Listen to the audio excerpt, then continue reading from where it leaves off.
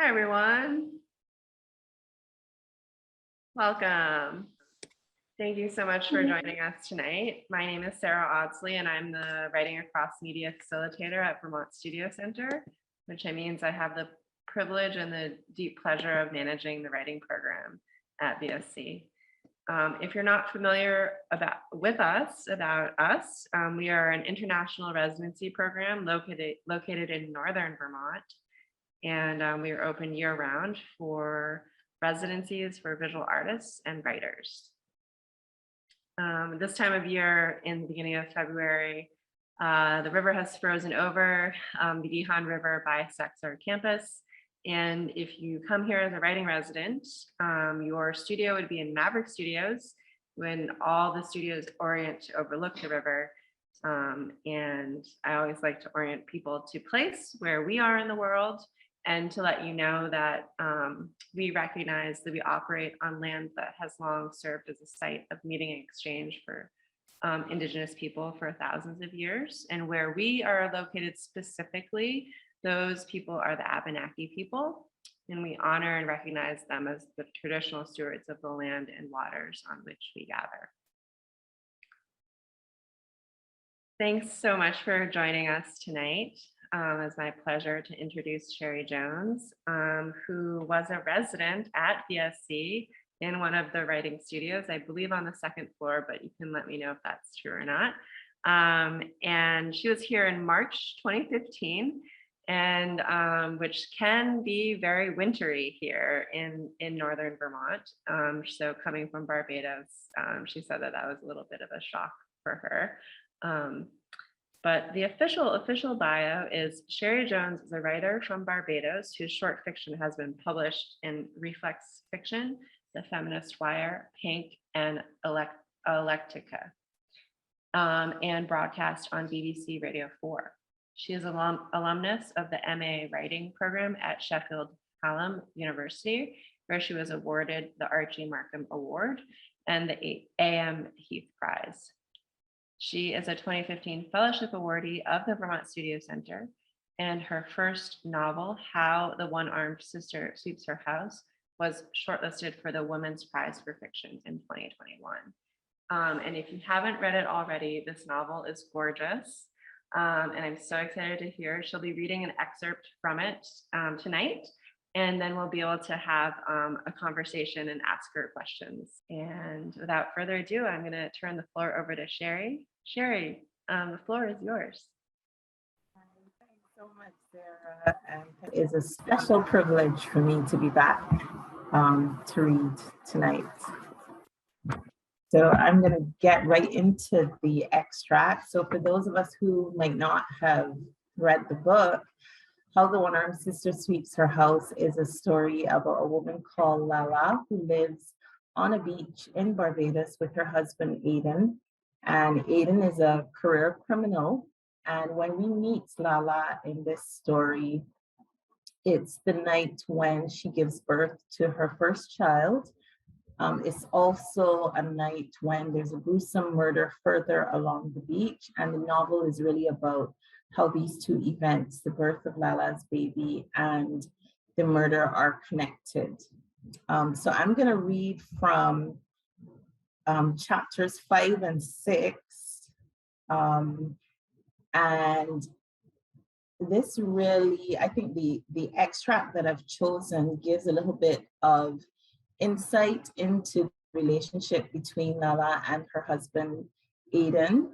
And it also goes into a very tragic event that involves their baby.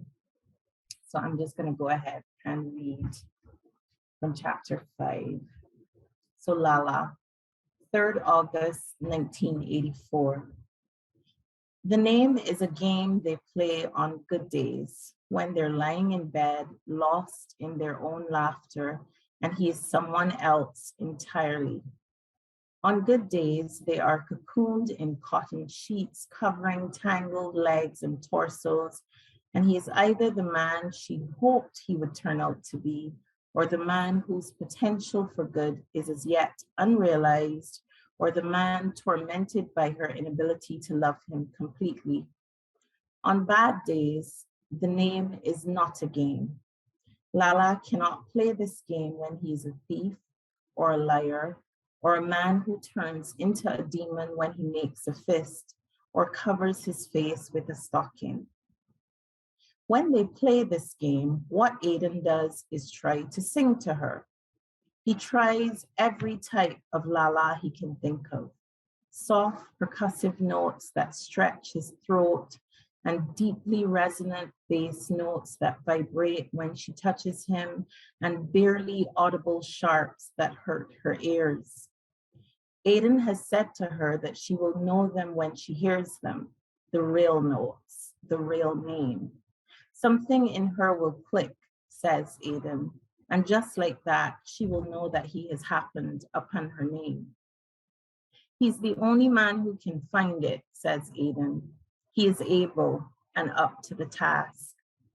They play the game a little less often now that the baby is here, but she's warmed by the fact that he is still trying. Today is a good day. La la, sings Aiden. I think that is it. But Lala shakes her head. No, it makes no sense lying because he will know anyway. La la. No. When he is tired and she fears that he is about to fall into a temper, she cocks her head at the next note that rolls off his tongue. She widens her eyes. She makes the bewildered glance of the big white dog on the beach, as if she will sit at attention and come bounding into the present if he says it again. And when Aiden gets that rare smile of triumph and tries to repeat it exactly, seeking confirmation, she holds his face between her hands instead. She kisses his forehead, traces the outline of the scar above his left eyebrow with the tip of her tongue, sucks on the thin skin of his eyelids so that he has to stop looking at her to see if he has, at last, got the name right. She loves him, and when she's finished loving him, he has forgotten that he has failed to crack it, that her name is still a mystery. Aiden starts to talk about the robbery. This robbery did not go to plan. It's the people's fault, says Aiden. Everybody know you don't challenge somebody who come into your house like that. Aiden says the white woman saw him when she pulled the stocking from his face in the struggle. He is thinking that her eyes made four with his, that this is worse than if she had just known his name or where he lived, because he could move if somebody only knew his address. But if they know his face, they could pick him out anywhere. He cannot let this woman live, says Aiden, this white woman. Given a choice between her life and his freedom, says Aiden, looking at baby, there is only one choice he can make. She would have been too scared to see you good, says Lala, remembering that stocking, that scream. She would be too shocked to remember your face. But Aiden isn't convinced. One little puny white woman, says Aiden. One little bitch who felt she could do me something. That little bitch looked me straight in the face when she pulled off the stocking. I tell her not to look, and she not only look, she take off the stocking to get her better look. I would have get her too, says Aiden, if the doorbell didn't ring. And then he pauses to look at Lala. Lala looks away. As he continues to talk, she listens to him. She no longer listens to his words. Lala has long learned not to listen to Aiden's words at moments such as this. She listens instead to the up and down of his voice, covering the small space between them. It is possible, she is sure, that he can find the exact intonation of the two syllables of her name while saying something else entirely. And this is what she's listening for. This and nothing else is why she does not tell him to get the fuck off of her, that he's an evil man, a liar and a louse, And if he ever tries to hit her again, or to ravage her, or to order her around, she will kill him with the other gun he has buried in an empty oil drum near one of the concrete pillars that saves their house from being swallowed by the sea. She will boil a pot of water spiked with oil and scald him while he is sleeping. She will wait until he is snoring beside her and take a cleaver from the kitchen and make sure he gets one good chop in the head. In her dreams, one good chop, the kind that slices bone like butter, is all it would take. She listens for the sounds, but she cannot escape the words. Lala gathers from what Aiden is saying that an old white man died that night she found him, and that Aiden knows that it is he who killed him. She catches her breath and holds it. Before baby was born, when it had been a good day, and Aiden had smiled with her and sung to her and rubbed her legs and brought her strawberries for prices that made her dizzy, sometimes Lala was reminded that her memory is unreliable, that the things she heard, the things she had seen, the things she had felt were possibly not real. On such days, she was not sure whether the awful things she remembered of Aiden were indeed as awful as she remembered them to be. The time he found that bald patch in her hair, for instance, while kissing her head, and had asked her sincerely what had happened to cause her hair to fall out there. At times like those, she was not certain that the man massaging her feet was capable of such damage, whether the injuries he had caused her were really caused by him. This is why she is unsure when she thinks about it now, whether Aiden is really telling her how an old white man begged for his wife and not his own life, how he shook when he had shot him, how the wife's eyes opened in shock when the man fell until they seemed to take up her whole forehead. It is possible that Aiden expresses regret at not collecting more, not searching harder, not making them take him to that part of the house with the safe that rich white people always have. It is possible that Aiden's voice vibrates with anger, that it amplifies when he says he wishes he could have waited a little longer, made them give him everything they had. It is possible, thinks Lala, but it is not likely because after all, this is the man who cups their baby in the crook of his arm and rocks baby so gently that she is wooed into the trusting abandon of open-mouthed sleep. This is the man who has reserved for himself the simple gift of naming her, who, not being able to find the name that does justice to the wonder of his first child, still calls her baby over a week after her birth, a name that means she has none. This is not a man capable of irreversible harm or of murder. She can't get away, says Aiden. When I get her, she gonna wish she'd dead the first time. His eyes are wild. His scar pulses with blood. She must be didn't see you, pleads Lala, looking at baby cooing on the bed. She see me, says Aiden. She pull off the stocking and she look right at me. She won't look away. She see me and she half the dead. Robbery is one thing, but murder is something else altogether. Murder is one of those things you can listen to, thinks Lala, should you ever be so unfortunate as to be on the guilt-free side of a confession or a statement of murderous intent. But it is not a thing to be repeated. Murder is a thing best forgotten, a thing best left a mystery. 15th August, 1984. They are admiring baby the night everything changes. They are quietly claiming things about her, to the soundtrack of Aiden's cooing in deference to the mystery of her mother's name. Lala claims baby's nose, the way the little legs turn gently inward at the knees before repelling each other, the elegant triple jointed toes. Aiden claims her long torso, the flat, broad bones beneath her face, the way her upper lip retreats when she smiles. Just like Penny, says Aiden, Penny doll herself. It is one of the things she protests that they have in common in mental inventories liturgized at night, this habit of calling a mother by her first name.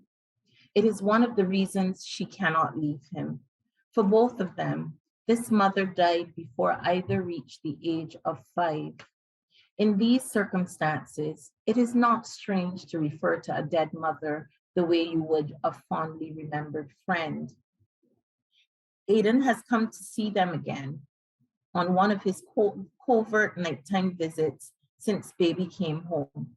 They're seated on opposite sides of the bed, and the baby is in the middle in a space cleared of rumpled sheets, smiling at her father. She does not smile that way at Lala. She never has. And it is only now beginning to be something Lala worries about.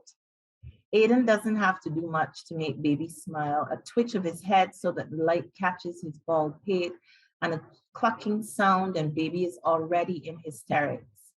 Lala is content to stay in the shadow of their joy. The warmth that ripples out from those giggles is like the sunny spot in which a dog seeks to lie down and curl inward. Neither of them anticipates the knock on the door. They are so enraptured by the beauty of this new baby that they've forgotten her father is a fugitive. Aiden misses the first knock, coming as it does on the cusp of his clucking. Lala, on the other hand, hears the knock the first time and tries to ignore it, trying to hold on to her spot of sun. But when the door raps the second time and Aiden jumps and puts his finger to his lips, easing his hand below the iron bed frame where a machete lies waiting, she drags herself up, clutches baby close, hears herself whistle, "Who is it?" But it is only Tone and a woman, looking for shelter from a sudden downpour. She does not say, "Come in." Tone is the type of friend who does not need to be invited in or shown where to sit or offered a glass of the alcohol kept for company. Tone is not company. Tone is one of Aiden's friends since boyhood, one of the ones who shadows him when he ventures out at night, watching his back to ensure that no one breaks it. The friend who soundlessly collects the spoils from Aiden's jobs and returns to him with all of the money from their sale. Tone is one of Aiden's inner circle, but he has never before sought to extend this privilege to people Lala does not know. Recently, Tone has appeared not to take his status for granted and has started knocking when he reaches the top step, something that Aiden has wrongly attributed to the expectation and then the existence of their baby. Something Aiden fully expects will stop soon once Tone understands that a baby does not change things, that we is still we. Tone pushes his way past Lala as soon as she opens the door. He is panting from having tried and failed to outrun the rain up the stairs, and his face is contorted into a scowl because his brand new sneakers have been drenched. It is a beautiful face, almond-shaped eyes set deep in grizzled caramel brown skin stretched tight over bones, so delicate and pointed, you could think a skull would break them. It doesn't. "It's only Tone," says Lala, and Aiden emerges from the shroud of dresses and slacks and jackets Lala has hung from a piece of broomstick laid diagonally across the corner above the bed. He puts the machete gently down and beams. Tone and Aiden touch fists in their usual welcome. "My man, I thought you supposed to be undercover." Tone reprimands him mildly. We went to the tunnels and you wasn't there. I thought we agreed was going to stay in the tunnels. He looks at Lala and falls silent. I come to see the baby, Aiden explains. I had was to come. Tone trots over to the kitchen sink, which stands shakily beneath a window through which the sky is gray and ominous and the rain is now pelting down, drumming on the galvanized above them so that they have to speak a little more loudly to be heard. Tone leans over the single basin sink, barely held in place by the rotting wood that cradles it, and starts to squeeze the rain from his locks. Lala watches the water dribble from Tone's matted hair and splash onto baby's newly sterilized bottles. Perhaps this is the first thing that irritates her, that plants a seed of anger, this little intrusion. She and the baby have made their peace with the impossibility of breastfeeding by now, even though Aiden still insists that she try baby on her nipple first before each feed. It is partly her guilt at being unable to breastfeed that makes the ritual of sterilization so sacred to her, that makes her so infuriated by Tone's indiscriminate squeezing of his hair. She does not know why breastfeeding does not come naturally to her, but Aiden seems to be beginning to accept the bottles. Perhaps it is Lala's anguish each time baby draws milk that makes the little one turn away from her mother's breast of her own accord, bewildered. Perhaps it is Lala's distress that causes Aiden not to frown when she starts giving baby the store-bought formula she has to scrounge coins to buy. The rain drums on the rooftop and the glass panes above the sink tremble and let in the rain, but Tone does not close them. The woman is still standing at the top of the stairs, smiling in at them with the rain plopping down on her hair.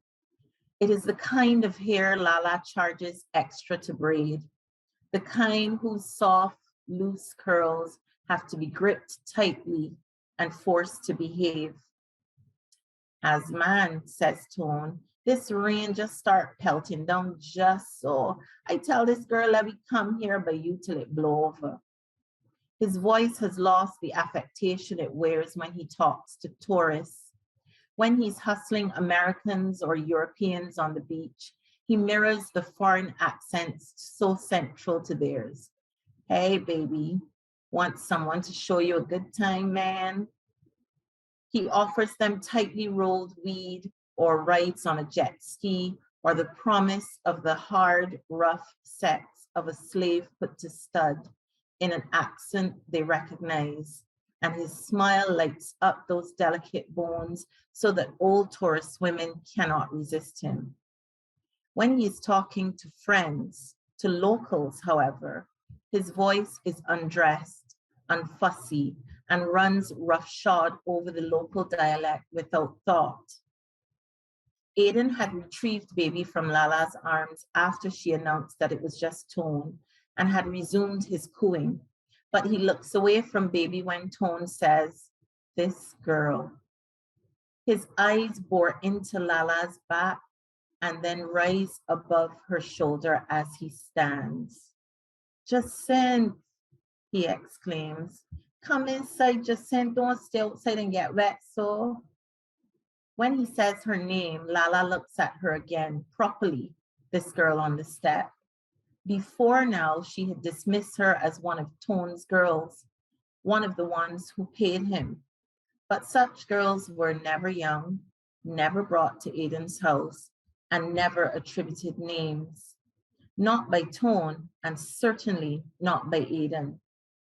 A name, she knows, is often a revelation of things that are hidden. It is only after Aiden says her name that Lala sees the way the woman refuses to allow her feet to cross the threshold of the door, even with the rain daggering her hair and back. It is only then that she understands that this is not one of Tone's paying older women. This girl is something else entirely. I tell you, come inside, Jacinth. Jacinth hesitates just for a moment before shedding her sandals and putting her foot on the welcome mat. She tries to pull the Pepsi door closed behind her, but it flies open again with the wind. She abandons her efforts to close it, comes inside, sits down on the wrought iron chair beside the bed, and tucks the skirt of her neon Hunza dress beneath the spread of her upper thighs, as if she needs it holding her close in order to stay put. Aidan looks at this woman's smooth beige thighs. Jacinth smiles, and something in Lala's chest turns over. Jacinth is the color of construction sand with a small-boned frame and a weary, restless manner. When Jacinth can be coaxed to the very edge of the chair, closer to the side of the bed, Aidan shows off his baby, lifts her and pulls back a bib to show a birthmark, displays her healed navel, lists the features he claims are gifted from his side of the family, seeks Jacinth's agreement. Jacinth nods, says that baby's smile is just like Penny's self. And Aidan grins in a way that Lala does not often see, with a sort of mirthful idiocy that does not acknowledge that this Penny lives only in a picture, that a picture is where she has only ever lived. Lala searches her memory again for a mention of Jacinth, but comes up empty. Perhaps her seed of anger grows. When Jacinth reaches out to take baby from Aidan, to join him in hugging and holding and cooing over how beautiful she is, Lala strides over and says, she must feed baby first.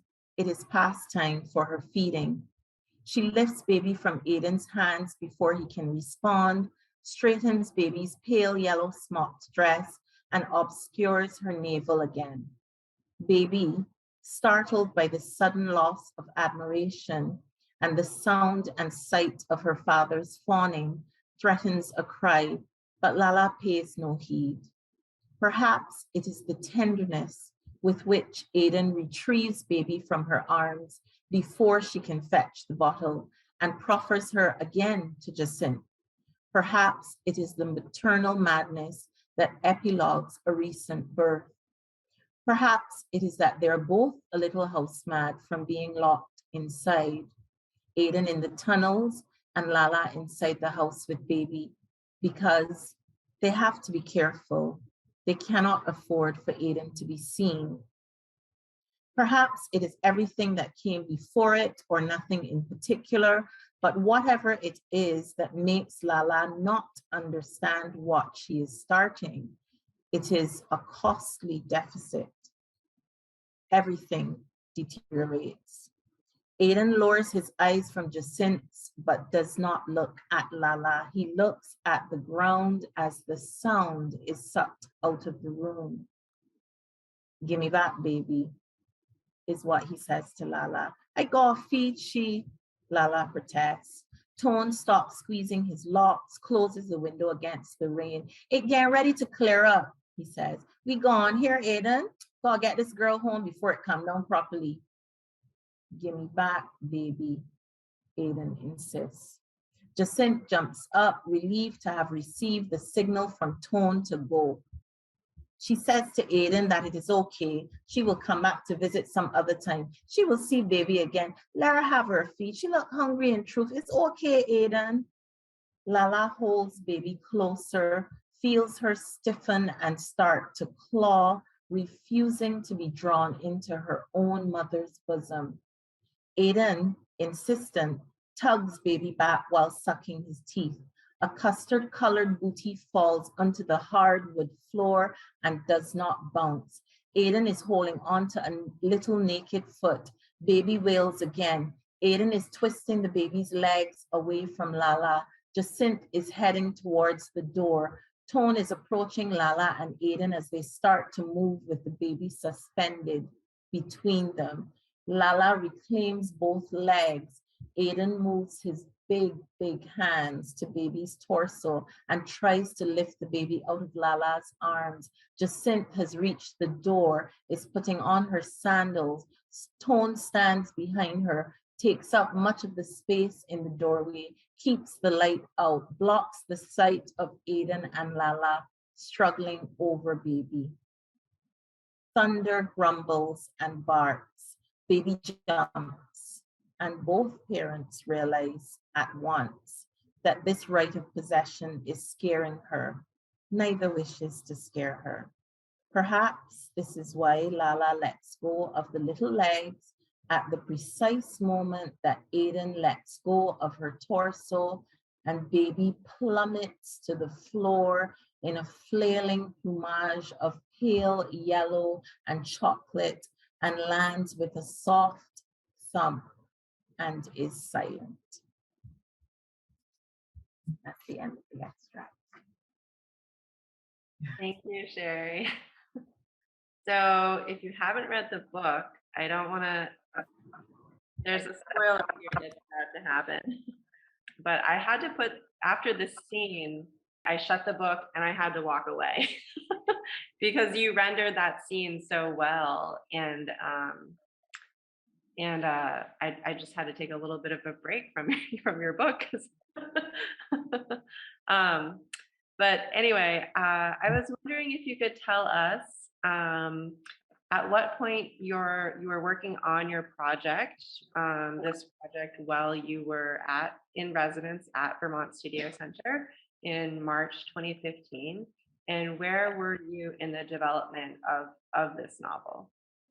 Okay, so when I came to VSC in March of 2015, this book had already been sort of 7 years in the making. It had started as a short story that just kept getting longer with time. And I found this story quite wrenching to write. So I would pick it up, put it back down, pick it up again 3 months later. And I'd be working on other projects in the interim because I found it so difficult. When I came to VSC, that was the point at which it actually started to become a novel. I really started to work on it as a novel during the residency. And between 2015 and 2018, which is when I finished my draft of the manuscript, it would have been, fully fleshed out. But VSC was a place that, it really transitioned from the long short story it had been, or it had, initially been intended to be, and just became a novel. At what point did you realize that you needed to trust that instinct to extend the short story, to just kind of keep going? Was it the plot and the threads that you were weaving, or was it part of the being connected to some of the characters, wanting to flesh more of the characters out? I just felt like I was, prior to the residency, I considered myself primarily a short story writer. But I think it became clear to me eventually that this story needed a much larger word space in order to develop as it should. When I'm writing, I think of myself, as being in service to a story that I'm given to work on. So it just felt as if a short story, that genre just wasn't going to do it justice. And one of the things I recognized, so for example, prior to that point, Tone wasn't in the story at all. Tone eventually, became my favorite character. And when I finished the manuscript in 2018, and I kind of looked back, it just wasn't clear to me how this story, how I even contemplated a story without him. But he was one of the characters who kind of popped into my head or into my, I would say more into my consciousness, into how I saw this story in 2015. So it just, it just became clear that there was so much more to develop in order to do this story justice. And I couldn't do that within a short story format. So I think I kind of just decided at that point in time, I just had to, follow my instinct and let it develop in the way I think it was meant to. So that's how it happened. Thanks, Cherie. I have a question from Diana, who's wondering if the short stories from the Burning Bush Women and other stories are similar to Lala's story. And she also says that she's very happy you turned it into a novel. Thank you. Thanks so much, Diana.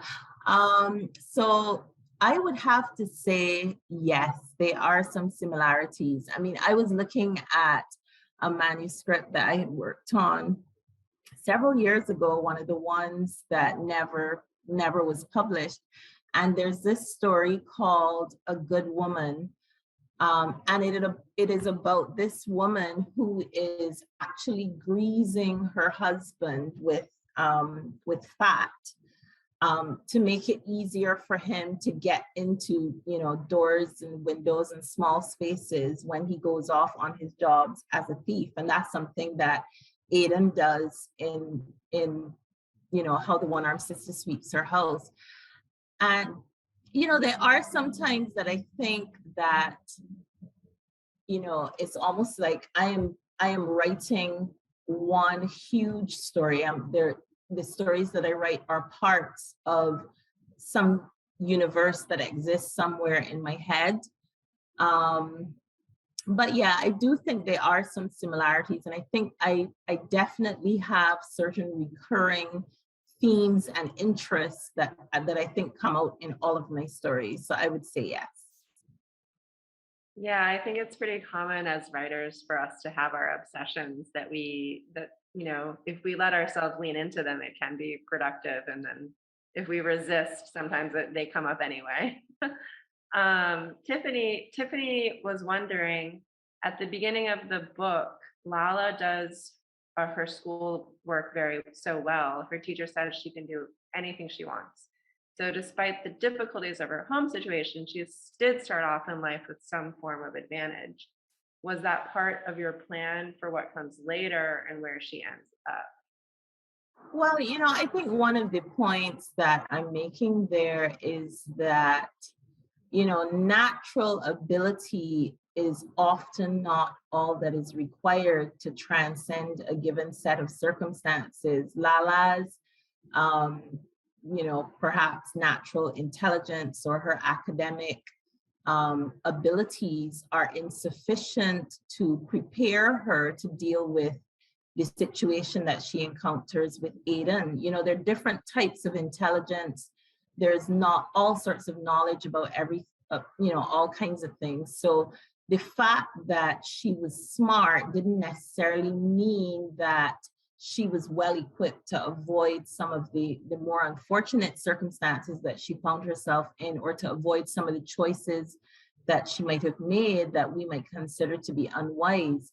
I think there, it's a totally different, it's a different consideration. It's a different type of intelligence. And because of the silence of her grandmother and, just the parameters of the society in which she lives, she doesn't have the opportunity to gain that intelligence when it comes to love and relationships and, performances of gender and expectations of women. So she doesn't have that knowledge. And I think that is what leads to the circumstances that we encounter later. So I think the point there is that natural academic ability does not necessarily mean, a certain level of emotional intelligence or the ability to navigate an intimate relationship in a way that would make it clear to her that that situation was one that she needed to get out of sooner rather than later. So. Thanks, Cherie. I have a question. Oh wait, Cheryl says, I feel like I am in service to my story when I am writing. I'm paraphrasing, such a beautiful concept. I felt that as well in my writing, but couldn't have named it. Thank you for that generosity. And Kathy is wondering, could you share where you get your story ideas? How much of it may or may not be? I guess we can't really wondering if it's from people in your own life or what may or may not be autobiographical. And Catherine, in an extension of that, Catherine says that one of her favorite, most interesting characters is the prostitute, who is peripheral. And she was wondering if you could tell us more about how you developed that character. Yeah, so I'll go with the first question. In terms of where I get my story ideas from, wow, so many different sources.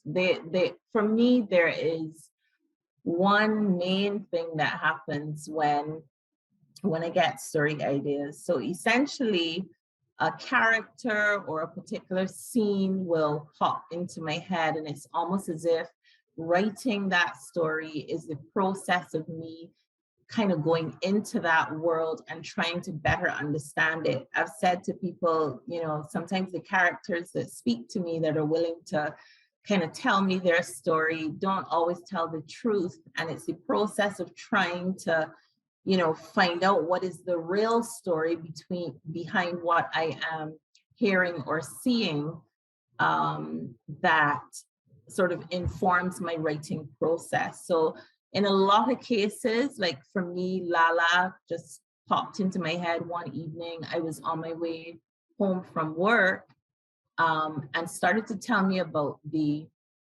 same encounter that I just would have read, where she and Aiden are tussling over their child. And I found that so, it was like gut wrenching. It was, just something that was horrible, but I couldn't look away from it. I couldn't stop listening to it. And I wanted to understand how and why that had happened. So that was part of the process of writing. But my stories also, come from, just I started writing flash fiction during my master's at Sheffield Hallam, and it was because I had what a lot of people refer to as writer's block. I had an assignment due, and I just seemed to be at a loss for inspiration. And a classmate of mine, Tony Bowles, suggested to me that perhaps, I could try writing flash fiction. And he explained to me, a fully formed short story, 300 words or less, just see what you come up with. My flash fiction stories, I feel as if they come from a totally different place, in the sense that it's almost as if they come from like a dream world where things aren't real. When a lot of times, from my other stories, like I said, a character will start to talk to me. I'll see a scene in my head and be very curious about what's happening and what's the story behind it. But for my flash fiction now, somehow it's a little bit different. I mean, one of the first stories that I wrote had to do with a woman getting up one morning and recognizing that her breast had run away from her. And, she kind of calls her mother, and her mother's like, well, have you looked under your shirt? Have you called the police? So it's things that are more magical in their, I don't know, orientation, genesis. I don't know. I can't even say where those ideas come from, but for the most part, something will pop into my head, and I'll get that feeling that I get when I feel I've received this story to work on. It's almost like a baby that you have to kind of nurture and help to grow. So yeah, that's, it's almost as if it's from two different places, kind of, sort of. But yeah, that's usually how my stories come to me. And yes, I do draw on people that I've actually seen, people that I know, never all characteristics from one person, but I think that helps lend to the authenticity of the characters, because they're people. For me, they're real people. that I'm writing about. And I think part of that is my observation of people and situations, places, circumstances, things in real life. But usually it's kind of like a hodgepodge of different things drawn from all sorts of places. So in terms of Catherine, Catherine, I'm gonna out you now because Catherine is like one of my best friends from Barbados who now lives in Canada and who supports me like amazingly with this book and has known me since way back when publishing a book in this way was just a dream. So thanks as usual, Catherine. So the prostitute, the Queen of Sheba, how I developed her character. So when I was writing about the Queen of Sheba, at first, I thought I was trying to show how she demonstrated a certain level of agency by using her body in the way that she does to survive and, to provide for herself and her children. And then it kind of developed into, she was spunky, she was beautiful, she was feisty. There were lots of things that I loved about her, but I kind of recognized that she was also vulnerable. And there is a type of violence that even the Queen of Sheba suffers in terms of violence from what we might term the state or the society. Here's this man, Sergeant Beckles, who is supposed to be upholding law and order, but who really takes advantage of her. It's a mutually beneficial relationship at first, and then it all goes sour because these are the parameters of the society in which she lives. So, it was interesting for me to explore that because in my mind, she started out as this character, she was just a real badass and she was taking care of her business the only way that she knew how. But as that developed, I kind of grew more interested in the Queen of Sheba as a mother. So you will notice when Sergeant Beckles comes to her house, we see Queen of Sheba in a totally different light. She wants to breed dogs and, she's just there and there's a dolly house for her daughter. And I think that's how it is in real life. And often we don't see that side or we don't appreciate that side. And I wanted to show how she was also exposed to a type of violence, but it was, systemic in nature. So that's kind of how she started, but she evolved over the process of writing the story. Cherie, I love how you outed your friend. She's always there. She is always there. So I had to give her a shout out. Yay, Catherine. I think that something that Catherine and that you just touched upon is what I admire about your novel is how fully fleshed out every single character is in the novel. And if you haven't read the novel yet, one of the other things that I really admired is that each chapter alternates point of view. And you have a rotating point of view as a narrative strategy. And I was wondering how you developed those different points of view. And it seems like everyone gets, it seems like, it's a lot about Lala and Aiden, but it also seems like the other points of view get their due course. So I never got a sense that there was a hierarchy in your narrative strategy. I really felt like that each different point of view was fully formed and added to another layer onto your storytelling. But I was wondering, how you navigated that, the rotating point of view. Sure. So the first thing I would say, the comment I would make about the fully formed or fleshed out characters, I attribute that all the time to this book that I read when I was pretty young. called The Wine of Astonishment by a Trinidadian writer by the name of Earl Lovelace. And I studied this book at school, but I just fell in love with it. It's one of my favorite books up to today. And my favorite character in that book is the character of Bolo, who starts out as, this much admired man in the village, who has a certain strength and, is looked up to by the young people and admired by the older folk.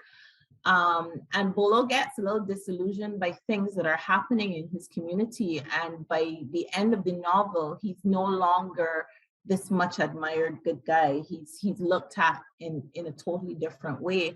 And that book taught me empathy for the villain. And it taught me that the villain is a complex person too. And I think I've taken that with me, in my own writing. I kind of try to make sure I do justice to the complexity of people, their, what we would term good aspects, their bad aspects, and whatever we find at any particular point in time, is the result of a lot of different circumstances, choices, things that have happened, environments that people have come up in or been exposed to. So I try as much as possible to show, more aspects of that character. You probably won't find any character of mine who's all good or all bad. I just don't think that is true to life. So I try to do that in my work, in my writing. In terms of the points of view, so there are two reasons for that. The first is that's just how we tell stories in the Caribbean. So when we are, we have, people talk about the oral tradition and so on, but if I was giving you a story, for example, about, and I've given this example before, but if I was telling you the story about an accident that happened in front of my neighbor's house, and my neighbor is Miss Smith, I will tell you, you could believe the other day, this big truck come down right in front of my neighbor and hit into this car right in front of Miss Smith's house. You don't know Miss Smith? Miss Smith is the woman that moved in last year. She's the one that got the daughter that went overseas to study, and the daughter come back and don't pay she no mind. That's how we tell stories. So there's a very circular process. And in telling you the story of the accident, we got to tell you about Miss Smith, and we got to tell you about Miss Smith's daughter and all that. So we could just come back around to tell you that the accident happened in front of her house. So a more linear style of storytelling would be, would focus perhaps on the accident happening in front of the house and maybe a description of that. But we have, my understanding of storytelling tradition, where I'm from and what I've grown up reading and listening to and hearing, just around me, is that we give that circular picture, and that helps to make everything kind of come alive. It's more of a performative process and delivery than it is just about a linear story. So, that's one reason why it's written in that way, because that's just how we would tell stories, and that I felt that was suitable for the novel. But there was also another narrative strategy, and that had to do with trying to achieve a sense of unsettlement in the reader. So, when I was growing up, I read lots of books by Caribbean authors, and there are 2 or 3 books that I can think of in particular that I would come back to over time. And every time I read these books, as I grew older and I gained more experience as a woman and as a Black woman and as a Black woman from the Caribbean, I would see those stories differently every single time. And one of the things that stuck out to me was the way that some of these stories talked about violence against women. And I remember, for example, reading Roger Mace, The Hills Were Joyful Together, another favorite of mine. And, the first time I read it, before I'd had certain experiences myself, there were some parts that were shocking, But I think my sensitivity grew in terms of how that story was told, and specifically how he wrote about these violent incidents against women. So when I was writing my book, it was really important to me that, you know, the violent scenes not be gruesome, not be told in gory detail, not make a spectacle of the act itself, but focus more on the trauma surrounding it. And one of the ways that I figure I could do that was to employ strategies that would have the reader kind of feel that sense of, you know, a shifting ground under your feet that Lala would have felt. And one of the ways that I sought to achieve that is by having these differing points of view. So there's some points at which Lala will be saying, you know, these are the reasons your baby died. These are the reasons your baby died. Because you did this and because you did that. The reader automatically, or at least I hoped, my intent was that the reader would get, one, a sense of the dissociation that women or victims in Lala's circumstances would feel. There is this sort of splitting of self. So even though Lala is reflecting on, you know, the fact that her baby has died and she's obviously blaming herself, it is almost as if she is speaking to another part of her. So the reader gets that.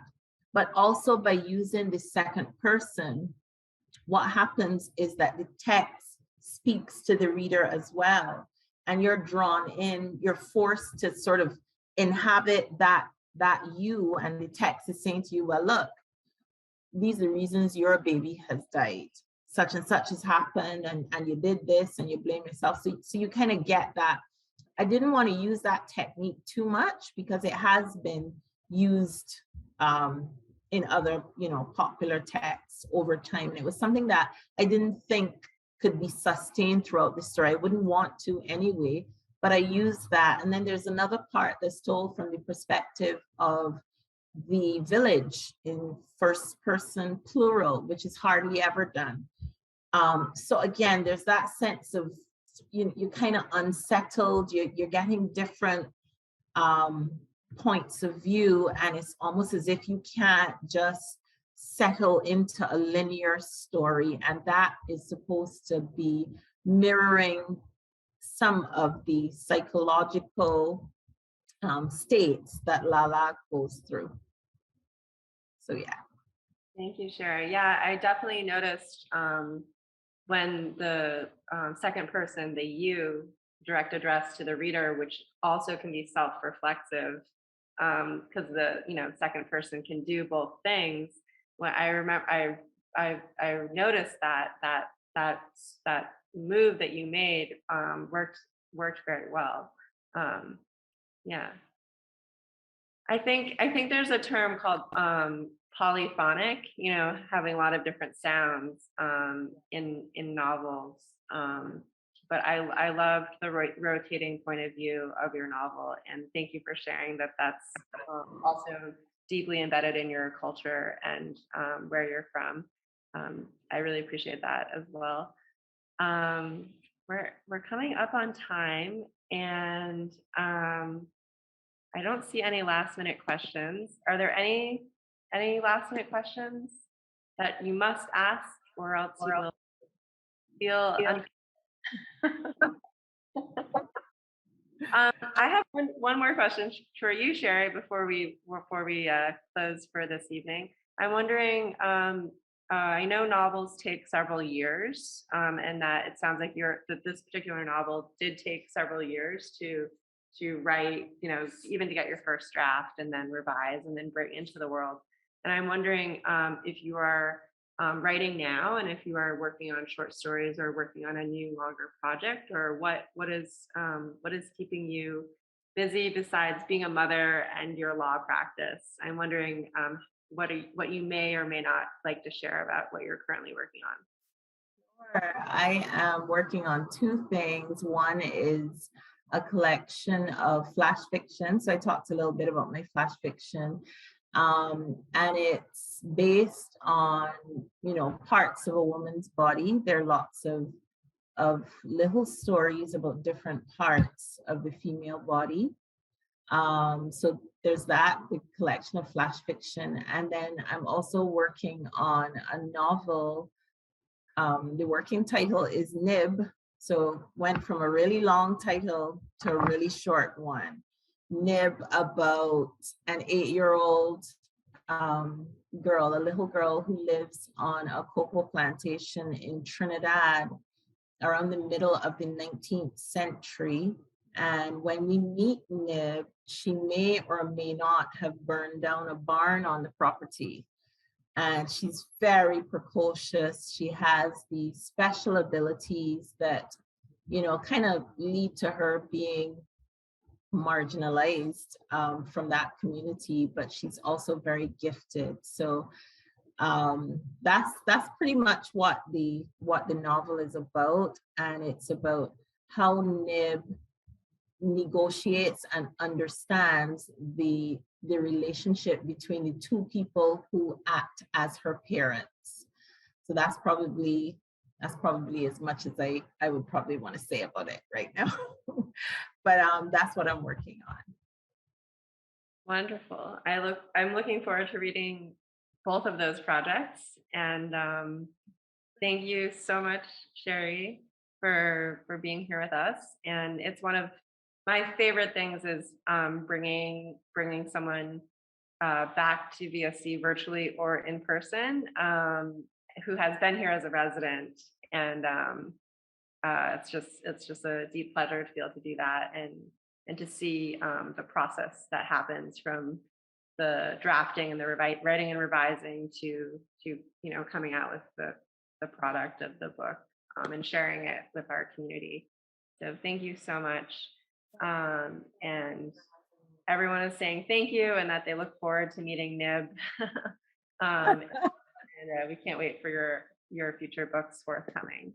So thank you everyone for being here tonight. And I hope you have a great evening and take good care. And Cherie, stay in touch. Let us know when your next projects are coming out in the world.